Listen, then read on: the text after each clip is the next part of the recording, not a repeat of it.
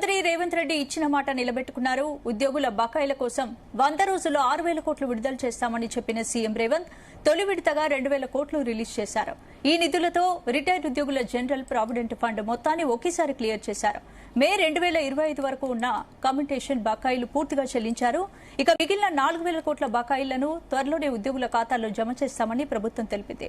నిధుల విడుదలతో సీఎం రేవంత్ ఉప ముఖ్యమంత్రి బట్టి విక్రమార్కకు ఉద్యోగులు కృతజ్ఞతలు తెలిపారు. ఇదే అంశంపై వాటి డిఎన్ఏలో డిస్కస్ చేద్దాం. భరత్, మొత్తానికి ఉద్యోగులకు ఇచ్చిన హామీని సీఎం రేవంత్ రెడ్డి నెరవేర్చారనుకోవచ్చు. సో కొంత మేరకు నెరవేర్చినట్టే, బట్ టోటల్ బకాయిలు 10,000 కోట్లు 11,000 కోట్లు ఉంటాయి. దానిలో జీపీఎఫ్ జనరల్ ప్రావిడెంట్ ఫండ్ అంటే ఇప్పుడు మనం ప్రైవేట్ ఉద్యోగులకు ఏంది పిఎఫ్ ప్రావిడెంట్ ఫండ్, మనం కొంత చెల్లిస్తే యాజమాన్యం కొంత చెల్లిస్తుంది కదా. సో ప్రభుత్వ ఉద్యోగులకి జీపీఎఫ్ జనరల్ ప్రావిడెంట్ ఫండ్ ఉంటుంది. మనం తీసుకుపోయి ప్రైవేట్ ఉద్యోగులు తీసుకుపోయి పిఎఫ్ ప్రావిడెంట్ ఫండ్ ఏజెన్సీ ఉంటుంది. ఈ జీపీఎఫ్లో జమ చేసిన డబ్బులన్నీ కూడా ప్రభుత్వ ఆధీనంలో ఉంటాయి. అంటే ఉద్యోగులు జమ చేసుకున్న డబ్బులు వాళ్లకు మనం పిఎఫ్ ఎత్తుకోవాలంటే ఒక ఆన్లైన్లో అప్లై చేస్తే వారం రోజుల్లో వచ్చేస్తుంది. కానీ ఇప్పుడు ఏం జరిగింది, వాళ్ళ డబ్బులు వాళ్ళు దాచుకున్నవి ఇవ్వడానికి ఇన్ని సంవత్సరాలు పట్టింది. 2 సంవత్సరాల క్రితం అప్లై చేసిన వాళ్ళు 2024లో అప్లై చేసిన వాళ్ళది కూడా ఇవాళటి వరకు శాంక్షన్ కాలేదు. ఇదేదో ప్రభుత్వ సొమ్ము కాదు, ప్రభుత్వం ఇచ్చే అంటే గ్రాట్యుటీ కానీ అవి కాదు. వాళ్ళు సొమ్ము వాళ్ళు ఏదైతే దాచుకున్నారో జనరల్ ప్రావిడెంట్ ఫండ్లో, ఇప్పుడు కాదు లాస్ట్ 25-30 ఇయర్స్గా వాళ్ళు ఉద్యోగంలో ఉండగా ఏవైతే దాచుకున్నారో ఆ దాచుకున్న సొమ్ము అంతటినీ కూడా జీపీఎఫ్ జనరల్ ప్రావిడెంట్ ఫండ్ ప్రభుత్వ ఆధీనంలో ఉంటుంది. ప్రభుత్వం వేరే ఖర్చులకు వినియోగించుకొని సమయానికి ఇవ్వాలి, కానీ ఇవ్వలేదు. ఇప్పుడు జనరల్ ప్రావిడెంట్ సంబంధించిన బకాయిలు మొత్తాన్ని 100% క్లియర్ చేశారని చెప్తున్నారు. ఇవాళ లాస్ట్ వర్కింగ్ డే, ఎందుకంటే రేపు సాటర్డే సండే ఉంది. సో మే 31 బిఫోర్ 3 నెలల్లో 6,000 కోట్లు రిలీజ్ చేస్తామన్నారు. సో ఇప్పుడు ఇవాళ 2,000 కోట్లు రిలీజ్ చేశామని చెప్తున్నారు. సో జీపీఎఫ్ అయితే వచ్చేస్తుంది. ఇంకా మిగిలింది వాళ్ళకి గ్రాట్యుటీతో ఇచ్చేది గ్రాట్యుటీ. 5 సంవత్సరాల సర్వీస్ కంప్లీట్ చేసిన ఎవరికైనా గ్రాట్యుటీ ఇవ్వాలి, ప్రైవేట్ అయినా ప్రభుత్వం అయినా. సో ప్రభుత్వ రంగంలో ఇప్పుడు ఈ గ్రాట్యుటీ వీళ్ళు రిలీజ్ చేయాల్సి ఉంది. దానికి సంబంధించి ఇంకా ఇవ్వలేదు. తర్వాత కమ్యూటేషన్ అంటారు.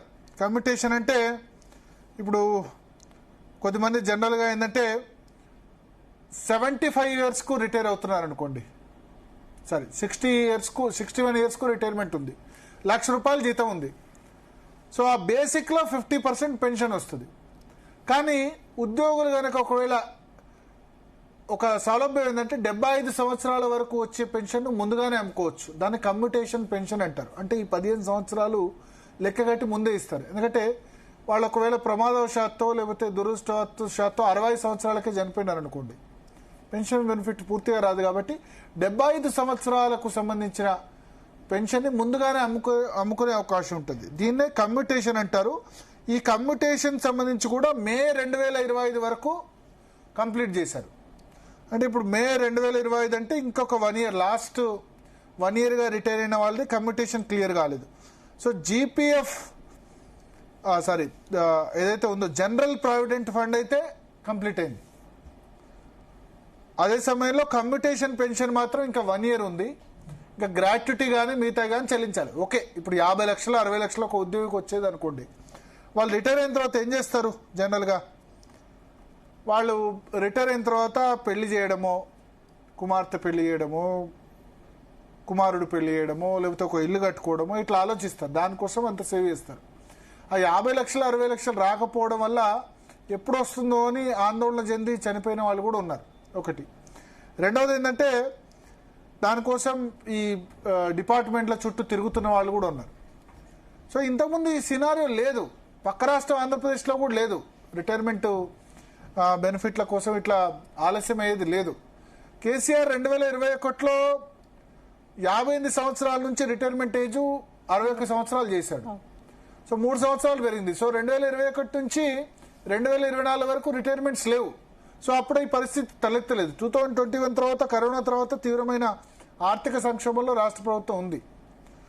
ఇదే కాకుండా కొన్ని గ్రూప్ ఇన్సూరెన్స్ అని కూడా అంటారు. ఆ గ్రూప్ ఇన్సూరెన్స్ బకాయిలు అయితే చాలా కాలంగా పెండింగ్లో ఉన్నాయి. మరి రాష్ట్ర ప్రభుత్వం ఆలోచించాలి దీనికి సంబంధించి. సో 6,000 కోట్లు చేస్తామన్నారు. 6,000 కోట్లు చేసినా ఇంకో 4,000 కోట్లు పెండింగ్లో ఉంటాయి. మొన్నటి వరకు ప్రతి నెల 700 కోట్ల వరకు చేశారు. సో ఇప్పుడు 2,000 కోట్ల వరకు కూడా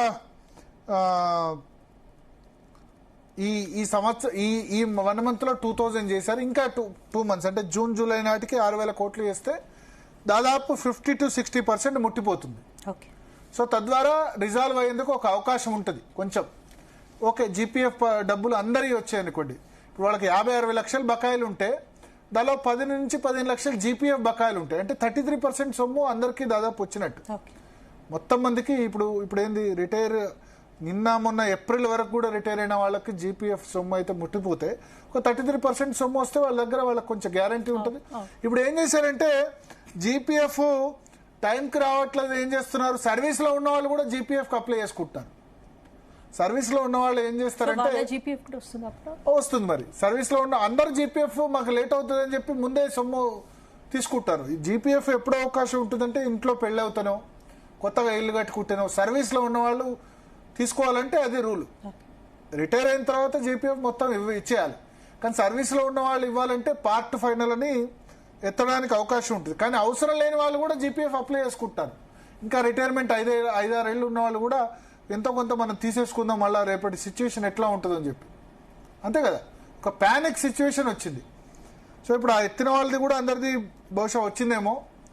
బట్ ఏదేమైనా మంచి పరిణామమే. వాళ్ళు ఇప్పుడు 3 నెలల్లోపు క్లియర్ చేస్తాం 6,000 కోట్లు, 3 నెలల్లోపు 50% క్లియర్ చేస్తామన్నారు 10,000 కోట్లలో. కొంచెం ఒక 3-4 నెలలు ఆలస్యమైనా ఇప్పుడు రావాల్సిన మొత్తం కాకుండా మనిషికో 30% ఇచ్చారనుకోండి ఇబ్బంది ఉండదు. కానీ ఇక్కడ అదే ఇబ్బంది వస్తుంది. ఇక్కడ కేవలం 2 సంవత్సరాలుగా 2024 ఏప్రిల్ నుంచి సెప్టెంబర్ వరకు క్లియర్ అయిందేమో అంతే, మిగతా వాళ్ళే రావట్లేదు. సో అందరికీ అన్నీ కాకుండా 100% కాకుండా మనిషికి 30% దాకా సొమ్ములు రిలీజ్ చేశారనుకోండి, డబ్బులు రిలీజ్ చేస్తే ఇబ్బంది ఉండదు. నిన్న మొన్న రిటైర్ అయిన వాళ్ళు కూడా ఓకే మాకు 30% వచ్చింది ఇంకా పర్లేదని. సో ఇదే సమయంలో ప్యానిక్ కూడా జీపీఎఫ్ ఇబ్బంది చేసినా ఇబ్బందిగా ఉంటుంది. మాట్లాడదాం. మనతో పాటు టీఆర్టీఎఫ్ రాష్ట్ర అధ్యక్షులు కట్కన్ రమేష్ గారు జాయిన్ అవుతున్నారు. రమేష్ గారు, జీ తెలుగు కోసం సమయం కేటాయించిన ధన్యవాదాలు. సో ఏం చెప్తారు, ఇవాళ 2,000 crores రిలీజ్ చేసామని చెప్తుంది రాష్ట్ర ప్రభుత్వం. సో క్రెడిట్ 1-2 daysలో కావచ్చు. దీనివల్ల మోస్ట్లీ ఇష్యూ రిజాల్వ్ అవుతుందా?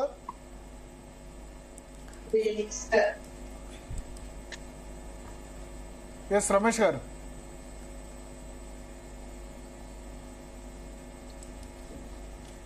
రమేష్ గారు చెప్పండి సార్, వినబడుతుందా? ఇప్పుడు వస్తుంది సార్, ఇప్పటి వరకు లేదు, ఇప్పుడు వస్తుంది. మొత్తం 2,000 కోట్లు రిలీజ్ చేసామని చెప్తుంది రాష్ట్ర ప్రభుత్వం. అవును సార్. దీనివల్ల మొత్తం ఇష్యూ రిజాల్వ్ అవుతుందా? మొత్తం ఇష్యూ అంటే గతం కన్నా ఇప్పుడు మెరుగు. రెండోది ఉపాధ్యాయ ఉద్యోగ కార్మిక వేరే ఎవరిదైనా ఉంటే మ్యూట్ చేయండి. ఎస్ చెప్పండి. వేరేదేం లేదండి, చెప్పండి.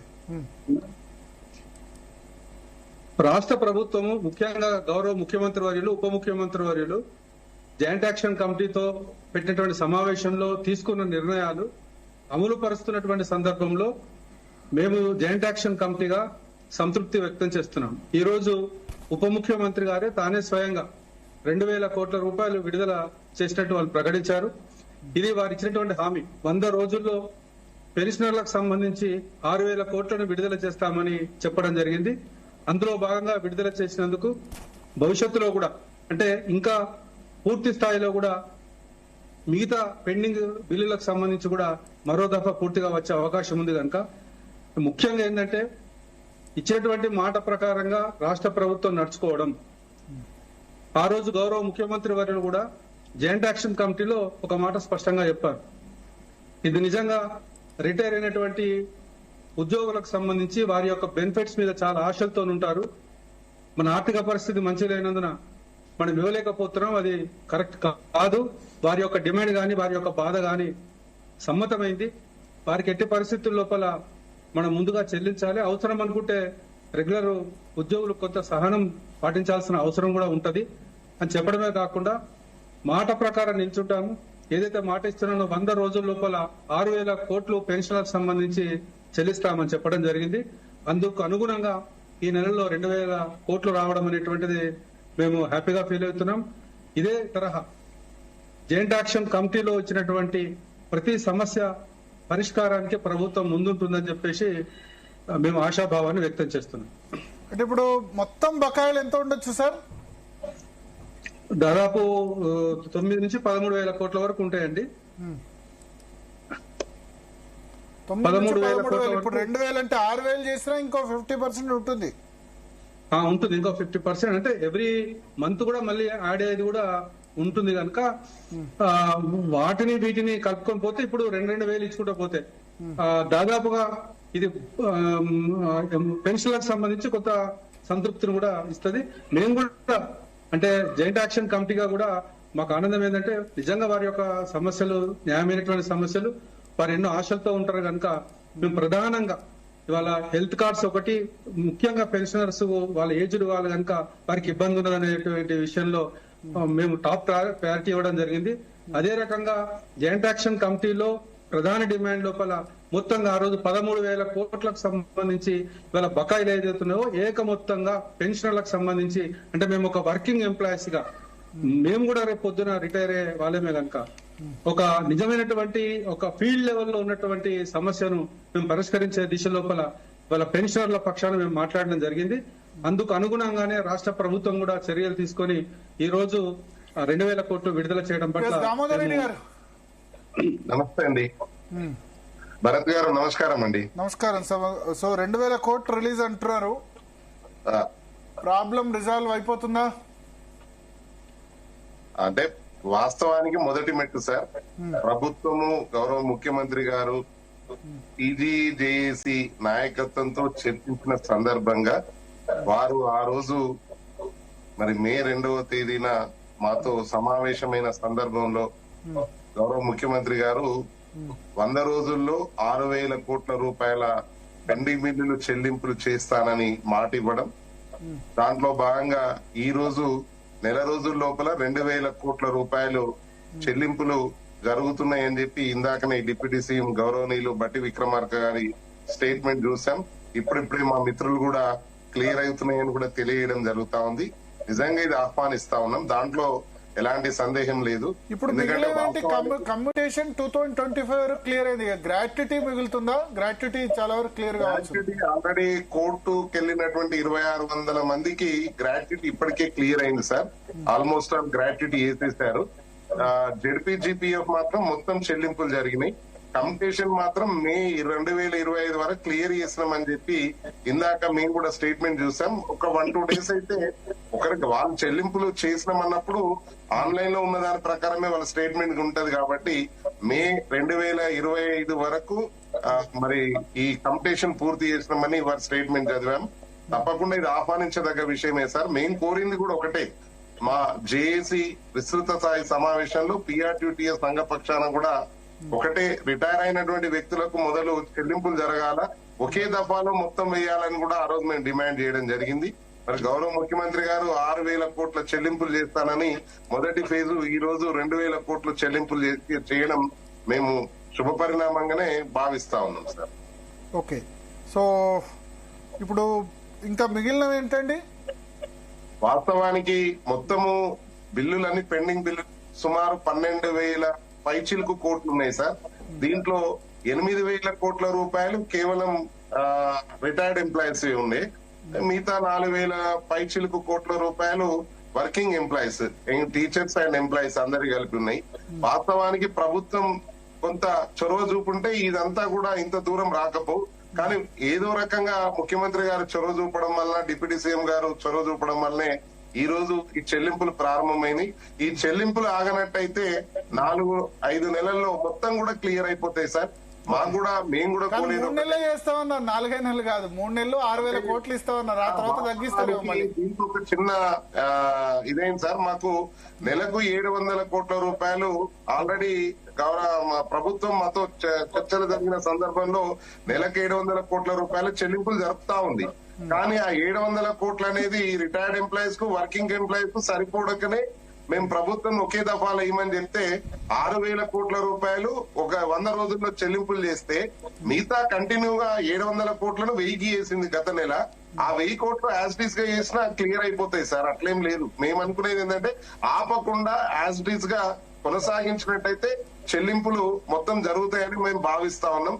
కానీ ఒకటి మాత్రం చెప్తున్నాం, ప్రభుత్వం అదే ఈ రోజు ఏదైతే 2,000 కోట్ల రూపాయల చెల్లింపులు చేసిందో ఇదే యథావిధిగా ఈ 2 నెలలు రాబోయే 2 నెలలు కూడా వేసి తదుపరి 1000 కోట్ల రూపాయల చెల్లింపులు కూడా జరిపినట్టయితే 100% అంటే 70 to 80% బిల్స్ అన్ని కూడా క్లియర్ అవుతాయని మేము ఎక్స్పెక్ట్ చేస్తా ఉన్నాం sir. So thank you Damodar Reddy గారు, అదేవిధంగా రమేష్ గారు. మొత్తానికి ఆ విధంగా క్లియర్ కావాలి, అవుతుందని కూడా ఆశిద్దాం. మొత్తానికి 2,000 కోట్ల రిలీజ్ తోటి అట్లీస్ట్ ఇప్పటి వరకు రిటైర్ అయిన వాళ్ళందరికీ వాళ్ళ జీపీఎఫ్ అయితే వచ్చింది. గ్రాట్యుటీ, కమ్యూటేషన్ అయితే 2025 వరకు వచ్చింది. మిగతా అన్ని కూడా క్లియర్ చేయాల్సి ఉంది. కోర్టుకు 4,000 కోట్లు రిలీజ్ చేసినా కూడా ఇంకా పెండింగ్ లో ఉంటాయి. ఎందుకంటే 10,000 కోట్లు 11,000 కోట్లు ఉన్నాయి. బట్ సమ్ రెస్పెక్ట్, ఇంతవరకు జీరో కదా. ఇప్పుడు 2 సంవత్సరాల క్రితం రిటైర్ అయిన వాళ్ళకి ₹1 కూడా రాకుంటే వాళ్ళకు గడవడం కష్టం కదా. ఎందుకంటే అప్పటి వరకు ఉన్న జీతం సగం అయిపోతుంది. ₹1,00,000 ఉన్న జీతం 50,000 అయితే తెల్లారి నుంచి వాళ్ళు బతకలేరు కదా. సో అట్లీస్ట్ ఆ పెన్షన్ ఈ మొత్తం బకాయిలన్నీ కూడా వచ్చేస్తే వాళ్ళు ఏదో విధంగా చూసుకుంటారు. వేరే మార్గం దీనిలో ఇన్వెస్ట్ చేయడమో, బ్యాంకులో ఫిక్స్డ్ డిపాజిట్ పెట్టుకోవడమో ఏదో విధంగా వాళ్ళు ప్లాన్ చేసుకుంటారు. సో అది చేయడం అయితే మంచి పరిణామం. మనమైతే చాలా రోజులుగా ఉద్యోగుల సమస్యల గురించి, పెన్షన్ల బకాయిల గురించి మనం చాలా డిబేట్స్ పెడతాం. మనకైతే ఇది చాలా సంతృప్తి కలిగించింది. ఎందుకంటే పెన్షనర్ల హక్కు గురించి ఫైట్ చేయడం మీడియాగా మన బాధ్యత కాబట్టి ఆ బకాయిలు క్లియర్ కావడం చాలా నాకైతే పర్సనల్గా చాలా సంతృప్తినిచ్చింది. మనం ఈ ప్రజా సమస్యలపై పోరాటం చేయడం, దానికి ప్రభుత్వం కూడా రెస్పాండ్ అవుతూ వాళ్ళకి క్లియర్ చేయడం అనేది కూడా మంచి పరిణామం. Right, thank you Bharat. ఇది ఇవాళ డిఎన్ఏ. మరిన్ని అప్డేట్స్తో రేపు డిఎన్ఏలో మళ్ళీ కలుద్దాం. Keep watching C Telugu news.